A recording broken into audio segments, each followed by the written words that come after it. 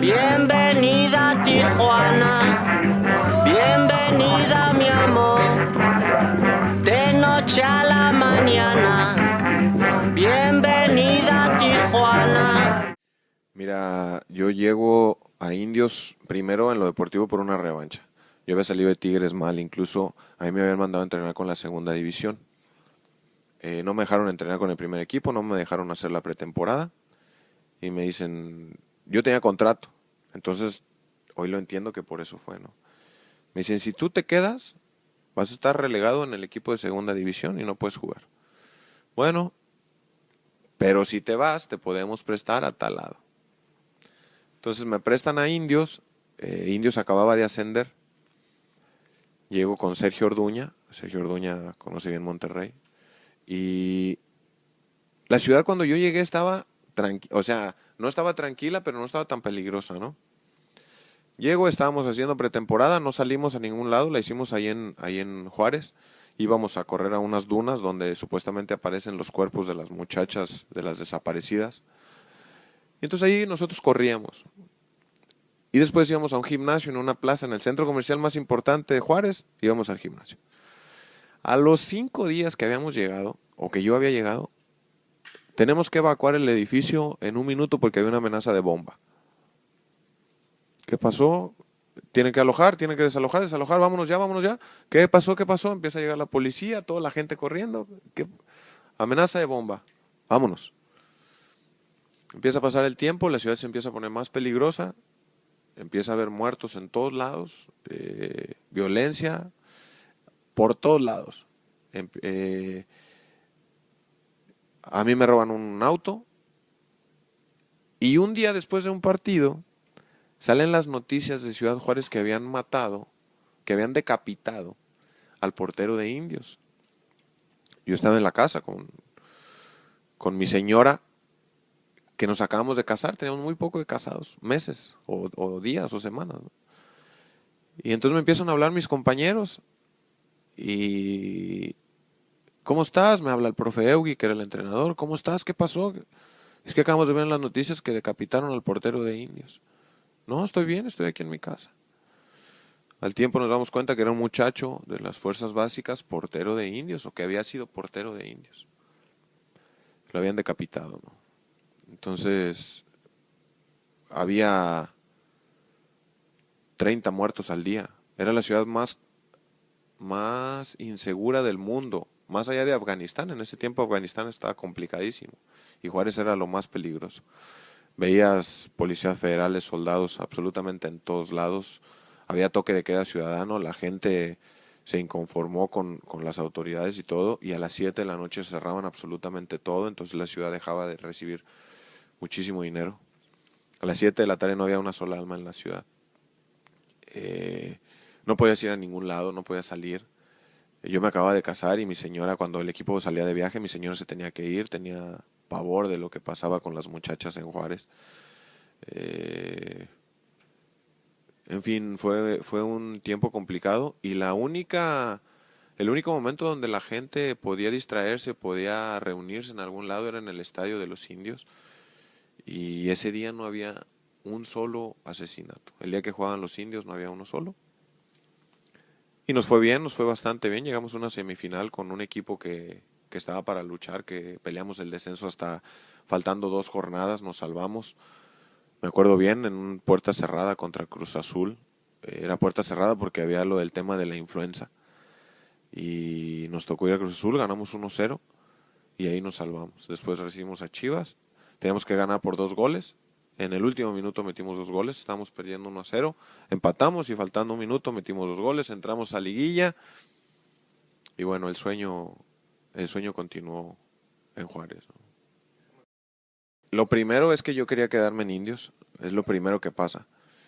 Pero yo tenía contrato en Tigres, a mí me habían prestado con contrato vigente, yo acababa de firmar por 3 años y apenas había pasado un año, ¿no? Entonces, yo hablo con la gente, en ese tiempo estaba González Iñárritu, que hoy es el director de selecciones nacionales, el director deportivo de Tigres, y me habla y me dice, ¿tienes que regresar? Le digo, no quiero regresar por cómo me trataron, porque a mí me mandaron a entrenar con el equipo de segunda división, Y la realidad es que en Juárez me trataron muy bien. Así que antepongo lo humano antes de lo deportivo. Pero tienes contrato, tienes que regresar. En fin, yo no me meto en cuestiones de negociación. Mi papá es mi representante y él arregla todo. Así que, a final de cuentas, tengo que regresar a Tigres, ¿no? Yo regresé con una revancha. Y cuando yo había estado en la primera etapa, el ídolo era Walter Gaitán. Hasta la fecha sigue siendo gran ídolo de esa afición. Y me encantó el trato que le daban, ¿no? Entonces, en mi regreso las cosas cambiaron totalmente. La gente me trató súper bien. La afición, hasta la fecha, yo regreso al universitario y me llevo los aplausos y el cariño de la gente. Me tratan muy bien siempre que me toca regresar y les voy a agradecer toda la vida. Tengo una hija que nació en Monterrey. Incluso es una de las ciudades que si me dices el día que te retires dónde te gustaría vivir, tal vez sería Monterrey. Así que fue complicado. En primera porque regreso otra vez cuando eran últimos de la porcentual. Acaban de terminar un torneo en el que termina Peckerman, era el entrenador. Y creo que terminaron con 11 puntos o 12 puntos. Y otra vez metidos en la porcentual. Regreso después de haber peleado todo el año el tema del descenso. Regreso a Tigres con el Travieso Guzmán. Nos salvamos 8 jornadas antes. Desciende Indios. No logramos calificar, nos quedamos en la orillita. Termina ese año y después llega el Tuca. Estoy un torneo con el Tuca, juego todos los partidos y después viene una operación de rodilla. En esa operación de rodilla empieza a jugar Enrique Palos, que hoy es el suplente ahí en Tigres. Empieza a jugar y le fue muy bien, incluso hizo un récord de minutos sin recibir gol. Entonces cuando yo me recupero, me dice el Tuca, ¿cómo estás? Le digo, estoy bien, estoy listo. Me dice, pero ve la situación, yo creo que los voy a tener que alternar. Tú eres el que mandas y no hay ningún problema. Siempre he tratado de ser muy disciplinado en ese sentido. Y nos empieza a alternar. Entramos a la liguilla. En el primer juego en Guadalajara nos toca contra Chivas. Tigres habíamos sido super líderes. Y nos toca con Chivas en cuartos de final. Vamos al Jalisco y perdemos 3-1. Pero a mí no me tocó jugar. Me toca jugar el partido de vuelta. Y fíjate lo que son las cosas. Me toca jugar el partido de vuelta y empatamos a 1. Íbamos ganando 1-0, nos marcan un penal, lo atajo y le queda un rebote, un gol, un rechace, pega en el poste, le pega en la mano a Reynoso, gol, fuera Tigres. Salimos siendo superlíder, la maldición esa del superlíder. Y ese fue mi último partido en Tigres, sin pensarlo y sin creerlo. Y en ese momento me habla Joaquín del Olmo, el entrenador de Cholos, ya para preparar la pretemporada del siguiente torneo, Jorge Alberto Hank, y me invitan a participar en este proyecto. Mira, la realidad es que termina ese torneo, nos vamos de vacaciones, y estando en vacaciones es la fiesta del bautizo de mi hija. Ella tenía 8 meses, 1 año de haber nacido, la que nace en Monterrey. Entonces estábamos en el bautizo, yo estaba conviviendo, y me dice mi papá, acabo de hablar con Joaquín del Olmo y con Jorge Alberto Hank, que si te interesa ir a Cholos. Pero yo tenía contrato en Tigres, ¿no? Así quedó, fue todo lo que me dijo. Terminan las vacaciones, yo me presento, mi papá va a Monterrey y habla con Miguel Ángel Garza. Y Miguel Ángel Garza le dice, él es el presidente o vicepresidente deportivo. Y le dice Miguel Ángel, no, Cirilo no se va a ningún lado. Ah, ok, está bien, perfecto. Empezamos a hacer exámenes médicos y se viene el draft. Entonces allí había quedado todo, ¿no? Miguel Ángel dice, Cirilo no se va, Cirilo se queda. Ya está bien de la rodilla, así que nosotros no lo vamos a dejar ir. Perfecto. Viene el día del draft y en el draft me dicen, ya te vendimos a Tijuana. Le digo, por eso lo de la situación de León es bien curiosa, ¿no? Que la gente pueda pensar que yo me arreglé antes de que pasaran 1000 cosas. Viene el draft y me dicen, te vendimos a Cholos. ¿Y cuándo me preguntaste?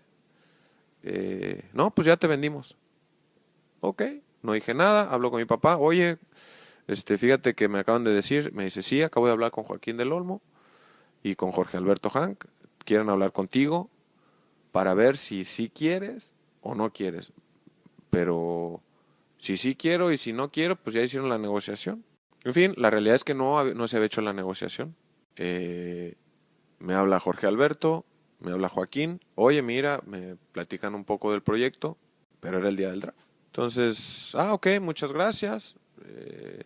Se ponen en contacto con mi papá y a ver a qué acuerdo llega, ¿no? Entonces esa fue la realidad. A mí no me avisaron nada, no me preguntaron si me interesaba, si no me interesaba. La realidad es que lo arreglaron entre clubes. Y tal vez ha sido de las cosas más inesperadas que me han pasado en la vida. Porque Cholos estaba otra vez, como dices, peleando el descenso. Un equipo nuevo, con 6 años de vida o 5 años de vida. Y cuando llegas te das cuenta que realmente no había nada, ¿no? No teníamos vestidores, el estadio estaba en construcción, no teníamos cancha de entrenamiento, no teníamos gimnasio, no teníamos cosas que para un equipo de fútbol profesional son muy importantes. Y yo venía del monstruo de Tigres, donde tienes absolutamente todo, que si tú necesitas unos chicles, te lo ponen de 5 sabores diferentes en tu lugar, ¿no? O sea, a ese grado era la diferencia. Hoy estaban parejitos, hoy no, Cholos no le pide nada, tal vez esté por encima en algunas cosas que Tigres. Así que me tocó llegar y estoy muy agradecido con la vida, con la gente que confió en mí. Y realmente me ha sorprendido todo lo que ha pasado acá.